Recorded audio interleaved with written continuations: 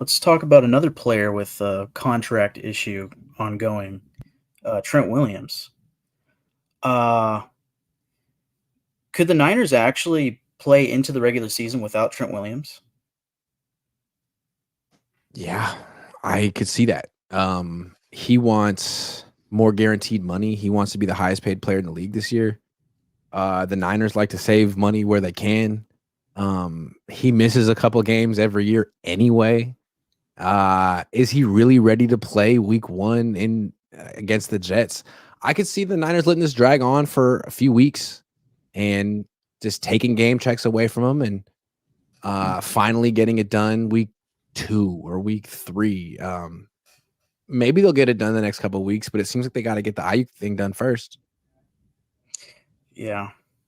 I know Trent Williams is kind of a special case, if you will, because in the past he has, for lack of a better term, threatened to retire. I don't know if he's done this to the Niners, but I know like with Washington before, but He I had think he's cancer. at Yeah. yes, yeah, Yeah. that was obviously a very special case, but Yeah. could the Niners potentially mismanage this situation to the point where maybe he just opts to retire?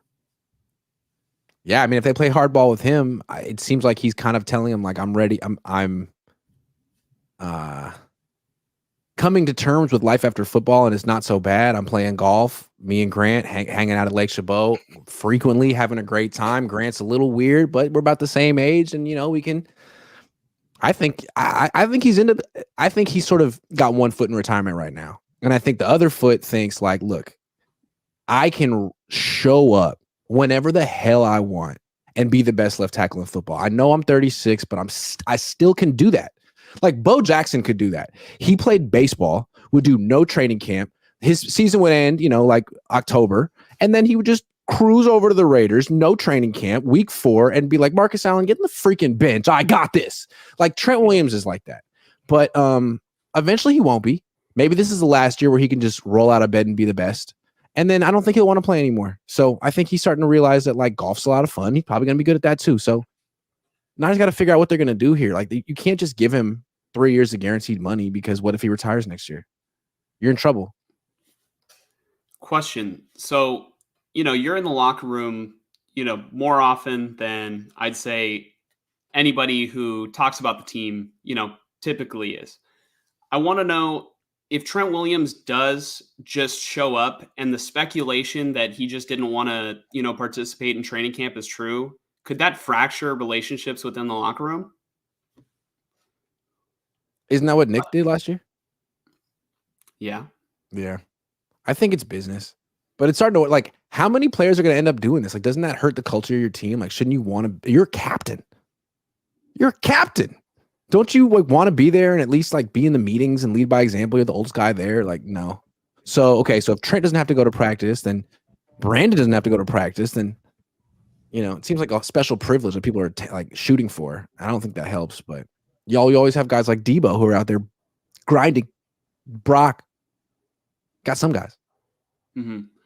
Yeah, no, I mean, I guess the way that I look at it is if you're trying to build a team that can win the Super Bowl, how are you going to build the team being so separate? If you're not practicing together, where's that cohesion being built? So it's a good point. Yeah. The Cabo clique will join us later, but they're still relaxing because it's been a long year. Yeah. Yeah.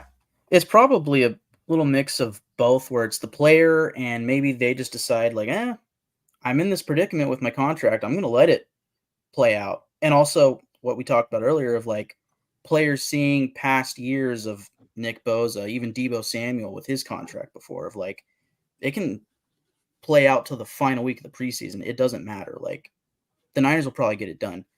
So maybe it's the players, but I could also see it being where it's the franchise and it's like, if you want your guys in there, offer them the right deal. So yeah, simple as that. Yeah, I think last year it was Chris Jones on the Chiefs who didn't play week 1, and the Chiefs lost to the Detroit Lions week 1 and then signed. I think that was it Thursday Night Football, Monday Night Football? It doesn't matter. Papa J asks, do you think they will sign Williams much faster if the offensive line fails miserably against the Jets?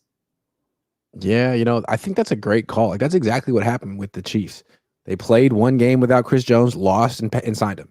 Like, I could see Trent Williams doing the same thing. Like, okay, you want to play hardball, Parag? Like, okay, see what happens week 1 at home, Monday Night Football. My phone will be on and next to me as soon as you're ready to talk. Yeah, it might have to be Kyle Shanahan making that call. Like, what are we doing? Before letting Trent Williams ride off into the sunset.